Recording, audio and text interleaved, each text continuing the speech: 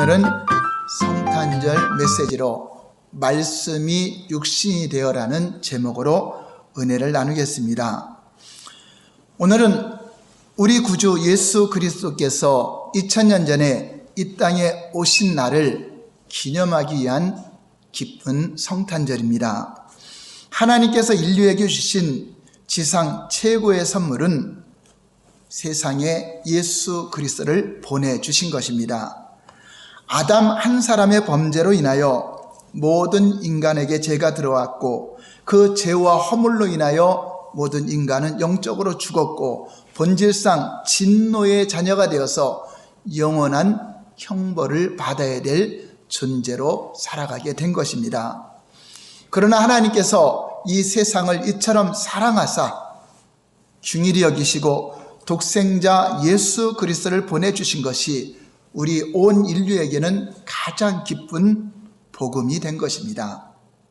하나님께서 우리에게 주시는 은혜의 선물은 우리가 이루다 말할 수 없을 정도로 많이 있습니다.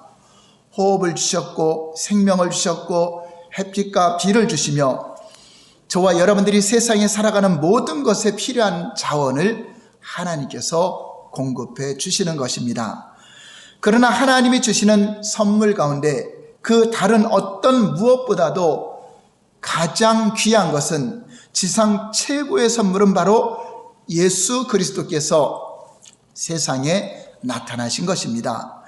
예수 그리스도로 말미암아 모든 인류는 죄와 사망 가운데서 구원을 받을 수 있는 길이 열렸으며 영원한 생명을 얻게 된 것입니다. 그러나 예수님 탄생 당시에는 그렇게 예수님의 탄생이 큰 주목을 받지 못했습니다. 예수님은 2000년 전에 아무도 관심을 두지 않는 아주 작은 시골 동네인 베들레헴에서 탄생하셨습니다. 그것도 가축들이 먹이를 먹는 구유, 여물통에 누이셨다고 하니 동네 사람 그 어느 누구도 아기 예수님에게 관심을 갖지 않았음은 우리가 짐작하고도 남는 것입니다. 하지만 우리 구주로 오신 아기 예수님은 무천사들과 경건한 사람들의 찬양과 경배를 받으시며 세상에 오셨습니다. 천사들의 찬양을 들은 목자들은 아기 예수님을 찾아가 영광을 돌리고 경배를 드렸으며 또 동방박사들은 예물을 들고 머나먼 타국에서 별을 보고 찾아와 왕 대신 아기 예수께 예물을 드리며 경배를 드렸습니다. 또한 의롭고 경건하여 이스라엘의 위로를 기다리던 시므온이란 사람은 아기 예수님을 직접 만나서 품에 안고 내가 주의 구원을 보았사오니 라고 하면서 하나님께 찬양을 돌렸습니다. 또한 성전을 떠나지 않고 밤낮 금식과 기도를 하고 있던 안나라는 84살 된 여선지자는 아기 예수님이 이스라엘을 속량할 것이라는 사실을 모든 사람에게 알려주었습니다. 오늘 이 기쁜 날에 우리 모두의 마음과 입술에서도 천사들, 또 목자들, 시므온, 안나, 동방박사들이 드리던 찬양과 경배에 못지않은 최고의 찬양과 경배를 드리시는 저와 여러분 되시기를 바랍니다. 아멘. 오늘 성탄 예배 시간에 낮은 자리로 겸손하게 내려오신 아기 예수님을 진심으로 경배하시기 바랍니다. 여러분, 복음서에는 예수님의 탄생 장면을 보면 아주 간단하게 기록되어 있습니다. 마태복음에서는 아들을 낳기까지 동침하지 아니하더니 나음의 이름을 예수라 하니라. 마태복음 1장 25절에 기록되었고, 누가복음에서는 첫 아들을 낳아 강보로 싸서 구유에 뉘었으니 이는 여관에 있을 곳이 없음이러라. 누가복음 2장 7절에 기록하고 있습니다. 또 마가복음, 요한복음에는 예수님의 탄생 장면이 기록이 되지 않았습니다. 예수님의 탄생 이야기가 너무 짧게 기록되었다는 것이 아쉽기는 하지만 특별히 요한복음에서는 예수님의 탄생에 대해서 아주 독특한 이야기로 우리에게 들려주고 있습니다. 그 기록이 바로 오늘 본문의 요한복음 1장 1절에서 18절 내용입니다. 구원자로 이 땅에 오신 아기 예수님이 구약의 예언대로 베들레헴에서 탄생하셨습니다. 바로 그분이 예수님이다 라고 기록했다면 그 누구나 다 알기 쉬울 것인데, 사도 요한은 말씀이 육신이 되셨다라는 신선하고도 기이하기까지 한 탄생 이야기를 말하고 있습니다. 오늘 14절 말씀 볼까요? 다 같이 시작. 말씀이 육신이 되어 우리 가운데 거하시매 우리가 그의 영광을 보니 아버지의 독생자의 영광이요 은혜와 진리가 충만하더라. 이 말씀에는 예수님 또 탄생, 구원자 이런 표현이 없습니다. 하나도 들어가 있지 않습니다. 그러나 이 말씀이 우리의 구원자이신 아기 예수님의 거룩하신 탄생 이야기를 담고 있는 아주 놀랍고 경이롭고 영광스러운 표현이라고 하는 것입니다. 여러분, 말씀이 육신이 되었다. 여기서 말씀하면 사람들은 당연히 성경 말씀을 생각할 것입니다. 그러나 여기서의 말씀은 하나님을 말씀하시는 것이며 그 하나님이 곧 예수님이시다라고 말씀해 주고 있는 것입니다. 왜 요한은 말씀이라는 어려운 말로 예수님의 탄생을 기록한 것일까요? 말씀이라는 말은 헬라어로 로고스인데, 한번 따라서 할까요? 로고스. 이 단어는 철학에서 다양하게 사용하는 단어입니다. 기본적인 뜻으로는 이성, 생각, 판단, 정의, 사고 능력, 인간 정신 등 다양한 분야에서 언급되는 단어입니다. 요한이 이런 철학적 용어인 로고스 용어를 취하여 예수님을 설명한 이유는 인간과 하나님을 연결하는 중재자로서의 예수님의 역할을 자연스럽게 그리고 거부감 없이 받아들일 수 있는 통로로 열어주기 위함이었습니다. 즉 직설적으로 바로 예수님이 하나님이다, 창조주 하나님이시다 이렇게 기록했더라면 사람들은 오해가 많았을 것입니다. 어찌 사람이 하나님이 될 수 있는가라고 오해가 됐을 것입니다. 이것을 자연스럽게 풀기 위해서 로고스라는 단어를 사용한 것입니다. 오늘날에는 신학도 많이 발전하고 또 연구가 되어서 이 내용을 우리가 복잡하거나 어려운 것이 없습니다. 말씀이 곧 예수님이시고 예수님이 곧 하나님이라는 등식은 많은 학습과 성령의 감동으로 이미 우리에게 충분하게 설명되었고 또한 저와 여러분들이 그렇게 믿고 있습니다. 오늘 본문에 말씀이 육신이 되어 오신 목적에 대해서 세 가지로 나누어 은혜를 나누겠습니다. 첫 번째, 말씀이 육신이 되어 오셨다고 하는 것은 한번 따라서 할까요? 창조주 하나님이 나에게 찾아오셨다. 네, 창조주 하나님이 저와 여러분에게 찾아오셨다라는 표현이 바로 말씀이 육신이 되었다 하는 것입니다. 요한복음 1장 1절을 볼까요? 시작. 태초에 말씀이 계시니라. 이 말씀이 하나님과 함께 계셨으니 이 말씀은 곧 하나님이시니라. 여기 1절에서 태초라는 단어가 나오는데 이 태초는 창세기 1장 1절에 나오는 우주 만물이 창조된 시점의 태초가 아니라 그 이전의 태초를 말하는 것입니다. 성경에서는 이 상태를 영원전, 그러니까 하나님이 언제부터 계셨는지 우리가 알 수는 없지만 영원전부터 영원까지 계신데 그 영원전의 태초, 하나님과 함께 계신 말씀에 대해서 증거하고 있는 것입니다. 그래서 1절의 말씀을 태초를 영원으로, 또 말씀을 예수님으로, 말씀이 육신이 되어서 오신 분이 바로 예수님이시기 때문에 말씀을 예수님으로 이 단어를 바꾸어서 읽어보면 이렇게 됩니다. 영원전에 예수님이 계시니라. 이 예수님이 하나님과 함께 계셨으니 이 예수님은 곧 하나님이시니라. 아멘. 예, 말씀이신 예수님은 영원전부터 계셨던 하나님이시라는 것이 요한복음이 말하고자 하는 핵심입니다. 바로 사람으로 오셨지만 그분은 영원전부터 계시던 하나님이셨다. 그 하나님이 사람이 되어서 오셨다는 것을 요한복음은 증거하고 있는 것입니다. 우리는 예수님이 하나님이시라는 사실을 처음 듣는 분들은 없을 것입니다. 그런데 불신자들은 말할 것도 없고 많은 신앙인들조차도 이 말씀 한 구절을 깨닫지 못해서 유일하신 하나님이신 예수님을 믿지 못하고 이단과 사이비에 빠지고 말도 안 되는 신비주의에 빠지는 경우를 많이 보게 됩니다. 우리는 말씀이 예수님이고 예수님이 곧 하나님이라는 이 등식을 절대 잊어서는 안 됩니다. 어떤 분들은 자기가 교주가 돼서 자기가 하나님이다, 자기가 하나님 엄마다, 하나님 아버지다, 또 보혜사다, 이렇게 자신을 신격화시키는 교주들이 있습니다. 이것은 요한복음 1장 1절을 깨닫지 못한 결과라고 하는 것입니다. 여기서 중요한 것은 말씀이 곧 예수님이시요 예수님이 곧 하나님이시요, 이 하나님이 저와 여러분들을 선택하시고 나를 만나시려고, 나를 구원하시려고 세상에 오신 날이 바로 성탄절이라고 하는 것을 우리는 잊지 말아야 됩니다. 하나님이 독생자 예수 그리스도를 지상 최고의 선물로 주셨는데 누구를 위해서 예비된 것입니까?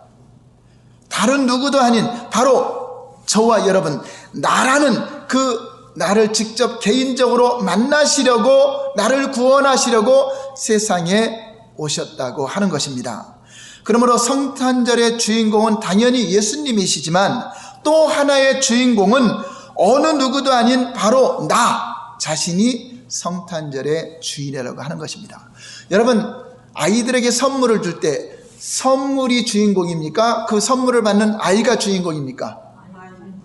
그렇죠. 아이가 주인공이죠. 그래서 성탄절은 산타크로스가 주인공도 아니고 어떤 선물이 주인공도 아니고 진짜 주인공은 저와 여러분들이 주인공입니다. 그래서 성탄절은 여러분 기뻐하시고 감사하시고 여러분들이 주인공이라는 사실을 잊지 마시기 바랍니다. 물론 그 선물로 오신 예수님, 가장 귀한 그분이 지상 최고의 선물이죠. 그분 외에 다른 선물로는 절대 우리가 살아날 수 없고 영생을 얻을 수 없기 때문에 가장 소중한 유일한 선물이 바로 예수님을 우리에게 영접하도록 보내주신 것입니다. 부모가 주는 선물, 산타크로스라는 그 이름을 만들어서 주는 그 선물에만 관심을 갖지 우리에게 가장 소중한 선물, 우리가 없어서는 안 될 바로 예수님이 선물이 되어 오셨다라고 하는 것입니다. 여러분, 아무리 지상 최고의 선물이라 할지라도 그 선물을 받아야 될 사람이 받지 않는다면 무슨 소용이 있겠습니까? 정말로 나를 위하여 선물로 예수님이 오셨다면, 이것이 진짜 믿어진다면 우리는 정말 감격해서 감동해서 눈물이 안 날 수가 없습니다. 여러분, 가난한 사람들은 선물을 받지 못합니다. 가난한 부모는 선물을 줄 수가 없습니다. 그런데 예수님은 그 누구나 다 받을 수 있는 자격이 된다고 하는 것입니다. 그가 가난하든 부자이든 병든 자이든 건강한 자이든 나이가 많든 나이가 어리든 누구든지 모든 세상 사람들에게 하나님은 구원의 선물로, 영생의 선물로, 하나님의 은혜의 선물로 예수 그리스도를 보내주셨다고 하는 것입니다.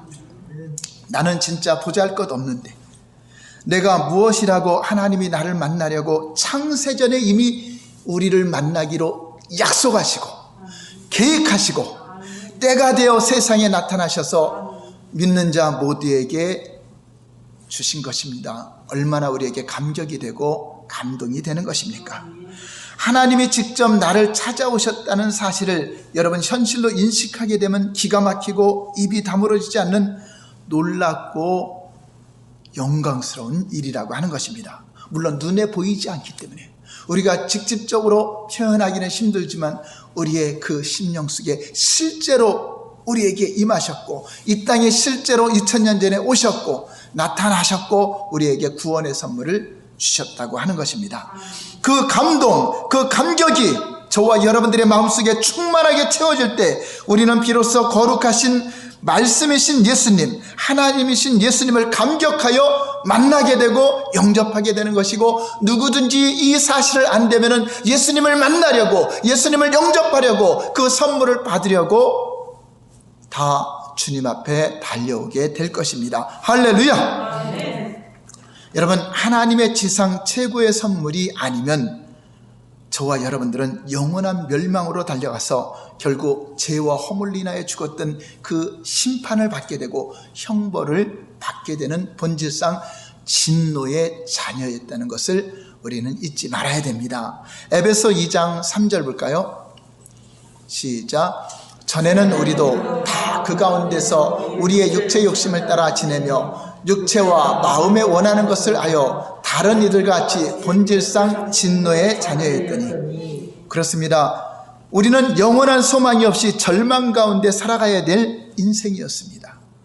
하나님의 지상 최고의 선물을 주시지 않았다면 모든 인류는 영원한 절망이요 멸망이었습니다. 그런데 전능하신 창조주 하나님이 친히 저와 여러분들을 구원하시려고 말씀이 육신이 되어 찾아오셨다는 것입니다. 오늘 복된 성탄절에 금오사님께 모든 성도들에게 나를 택하시고 나를 만나주시고 나를 구원하시려고 예수님이 우리에게 찾아오셨다는 성령의 감동과 감격이 충만하게 채워지는 성탄절이 되시기를 예수님 이름으로 축원합니다. 두 번째, 말씀이 육신이 되어 오신 예수님은 우리 가운데 거하시려고 오셨다. 한번 따라서 할까요? 예수님은 우리 가운데 함께 살려고 오셨다. 네, 그렇습니다. 여러분, 말씀이 육신이 되었다는 것은 말씀이신 예수님이 인간의 뼈와 살이 있는 육체가 되었다는 것으로 쉽게 이해할 수 있을 것입니다. 육체라는 말은 원어로 사륵스, 한번 따라서 할까요?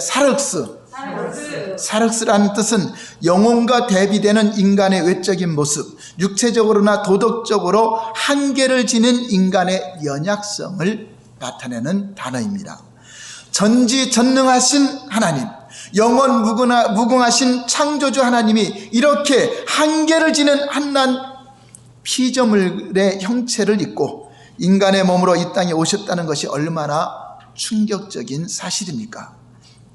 여러분, 성육신 하신 사건이야말로 인간의 말로는 표현할 수 없는 사건입니다.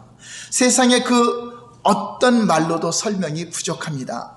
성육신 사건은 인간이 도저히 이해할 수 없는 신의 절대적인 선택과 결정에 의해서 이루어진 것입니다. 왜 하나님은 인간의 몸으로 오셔야 됐을까요? 왜 육신으로 오셔야 됐을까요? 굳이 인간의 몸을 취하셔야만 했을 만한 타당한 이유가 있었을까요? 물론 인간의 죄악을 사하시기 위해서 피 흘려 제물이 되어 주시려고 육체, 혈과 육을 가지고 오신 것은 사실입니다. 마태복음 20장 28절 볼까요? 시작. 인자가 온 것은 섬김을 받으려 함이 아니라 도리어 섬기려 하고 자기 목숨을 많은 사람의 대성물로 주려 함이니라. 그렇습니다. 우리 인간에게는 죄를 속죄할 수 있는 제사가 있는데 그 제사에는 죄 없는 피가 흘려져서 대신 죽어야 속죄가 된다고 하는 것입니다. 그러나 모든 인간은 아담의 범죄 이후로 의인은 없나니 하나도 없으며 모든 사람들이 죄로 말미암아 하나님의 영광에 이르지 못하기 때문에 우리 인간은 그 누구도 구세주가 될 수 없고 하나님 앞에 대성물이 될 수 없습니다. 그래서 죄 없으신 하나님이 직접 사람의 몸을 입고 오셔서 우리 모든 인류의 대성물로 하나님 앞에 제물이 되시기 위해서 육체를 입고 오셨다라고 말씀하고 있는 것입니다. 히브리서 9장 22절 시작. 율법을 따라 거의 모든 물건이 피로써 정결하게 되나니 피 흘림이 없은즉 사함이 없느니라. 그러므로 의로운 피, 죄 없으신 예수님의 그 피가 우리의 죄를 사하는 대성물이 되셨다 하는 것입니다. 그러므로 인류의 대성물로 주시기 위하여 죄 없으신 하나님이 육체로 오신 것도 목적이 있습니다. 그런데 오늘 본문 14절에 말씀이 육신이 되어라는 그 기록 다음에 무엇이라고 쓰여져 있습니까? 다시 한번 볼까요? 요한복음 1장 14절 시작. 말씀이 육신이 되어 우리 가운데 거하심에. 예, 말씀이 육신이 되신 목적이 우리 가운데 거하시려고. 여기서 우리 가운데 거하심에, 여기 거하신다는 말은 헬라어로 에스케노센인데 이것은 천막을 치고 야영한다는 의미로 마치 구약의 하나님이 성막에서 모세를 만났던 것을 떠올리는 장면입니다. 이 땅에 천막을 치고 우리와 함께 거하려고, 함께 사시려고, 함께 삶을 함께 하시려고 이 땅에 오셨다라고 하는 것입니다. 나와 함께 거하시기 위해서, 내 마음의 집에 거주하기 위해서 거주지를 하늘에서 이 땅으로 옮겨왔다고 하는 것입니다. 예수님이 육신으로 이 땅에 오신 것은 우리 눈에 보이고 대화가 가능하고 인간과 똑같이 행동하면서 24시간 함께 나와 더불어 살기 위해서 오셨다라는 것입니다. 말씀이 육신이 되신 것은 우리의 죄악을 사하시고 내 마음의 집에 성령으로 영원히 함께 거주하려 하심이라는 사실을 깨달으셔야 합니다. 우리는 죄가 있기 때문에 하나님과 함께 살 수가 없어요. 그래서 이 죄를 없이 하기 위해서 예수님이 십자가에 피 흘려서 죽으셨고, 죄를 없이 한 우리에게 예수님이 성령으로 각자의 심령에 임하셔서 살든지 죽든지 함께 살려고 하시는 것이 하나님의 계획이었다 하는 것입니다. 그러므로 성탄절을 맞은 우리는 내 마음에 말씀이신 예수님이 성령으로 나와 함께 거주하시고자 오셨다는 것을 깨닫는 시간이 되는 성탄절이 되시길 바랍니다. 그동안 성도들이 성령으로 오신 예수님과 함께 거주하였으면서도 오랜 시간 예수님께 무관심하고 예수님을 무시하고 살아왔다면 이제 성탄절을 다시 계기로 해서 나와 함께 살기를 원하여 오신 그분을 인정하고 여러분 눈앞에, 여러분 얼굴 앞에, 시선 앞에 예수님의 얼굴을 모셔야 된다고 하는 것입니다. 그리고 그동안 쌓아놓은 이야기들 서로 대화를 나누며 친밀한 교제를 하기를 주님은 원하고 계십니다. 금호사랑교회 모든 성도들은 이번 성탄절을 기점으로 나와 함께 거주하고 계시는 예수님을 홀로 외롭게 하지 마시고 항상 마음에 거주하고 계신 나의 예수님, 나의 하나님과 교제하며 하루하루 주님의 인도를 받는 삶을 사시기를 예수님 이름으로 축원합니다. 그러므로 우리의 삶 속에 눈을 뜨면 언제나 예수님을 부르시고 예수님을 찾으시고 가까이 하시기를 계속 하시길 바랍니다. 사는 것은 잠깐 하루 살고 마는 것이 아니라 우리는 영원히 주님과 함께 사는 자가 되었다 하는 것입니다. 말씀이 육신이 되어 우리 가운데 함께 거주하시고자 십자가에서 피 흘려 제물이 되어 주셨으며 성령으로 함께 살고자 오신 예수님과 함께 동행하시며 하나님의 주시는 평안, 하나님의 주시는 건강의 은혜가 날마다 충만하게 임하기를 예수님 이름으로 축원합니다. 세 번째는 말씀이 육신이 되어 오신 예수님은 우리에게 은혜 위에 은혜의 선물로 오셨다 하는 것입니다. 넘겨보세요. 예수님은 은혜 위에 은혜의 선물이 되셨다. 14절 말씀 다시 한번 볼까요? 시작. 말씀이 육신이 되어 우리 가운데 거하심에 우리가 그의 영광을 보니 아버지의 독생자의 영광이요 은혜와 진리가 충만하더라. 후반부에 예수님 안에는 은혜와 진리가 충만하다고 말씀하고 있습니다. 은혜와 진리는 보관용이 아니라 우리에게 나눠주시는 하나님의 선물이라고 하는 것입니다. 16절 말씀 볼까요? 시작. 우리가 다 그의 충만한 데서 받으시니 은혜 위에 은혜로라. 그래서 우리 예수님을 충만한 가운데 우리가 받는데 그분을 통하여서 은혜를 주시는데 은혜 위에 은혜로라 이 두 번 사용했습니다. 이것은 은혜가 선물로 주어질 때 끊임없는 은혜, 차고 넘치는 은혜, 헤아릴 수 없는 은혜, 중단되지 않고 무한정 지속되는 계속적인 은혜의 속성을 말하는 것입니다. 하나님의 은혜는 예수님이 와서 구원받은 것으로 끝나는 것이 아니라 그분의 은혜를 받았다면 그분을 통해서 생명이 공급되고 자원이 공급되고 평안이 공급되고 여러분 삶의 모든 차원이 은혜로 계속적으로 파도처럼 우리에게 주신다고 하는 것입니다. 요한복음 10장 10절 말씀 볼까요? 시작. 도둑이 오는 것은 도둑질하고 죽이고 멸망시키려는 것뿐이요 내가 온 것은 양으로 생명을 얻게 하고 더 풍성히 얻게 하려는 것이다. 여기서 풍성히 얻게 한다는 것은 생명을 주는 것으로 끝나는 것이 아니라 파도처럼 계속적으로 하나님의 은혜, 생명 풍성하게 여러분 삶을 복되게 하는 것입니다. 하나님 고만이요 할 정도로 하나님 너무 많은 복을 받았습니다. 좀 그 정도의 복을 받아 누리시기 바랍니다. 이것이 바로 은혜 위에 은혜라. 하나님 은혜가 너무나 큽니다. 그런데 그 은혜에 더 큰 은혜 계속적으로 부어주시는 그거를 믿으시기 바랍니다. 여러분 삶 속에 그 은혜가 풍성하게 될 것입니다. 풍성하게 생명을 주시는데 파도처럼 계속적으로 은혜의 선물을 주시는 것입니다.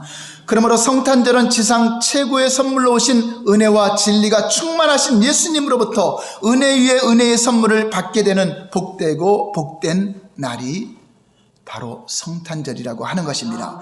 우리의 힘과 능력으로는 구원을 받을 수 없고 하나님의 은혜가 없으면 그 누구도 영생을 얻을 수가 없습니다.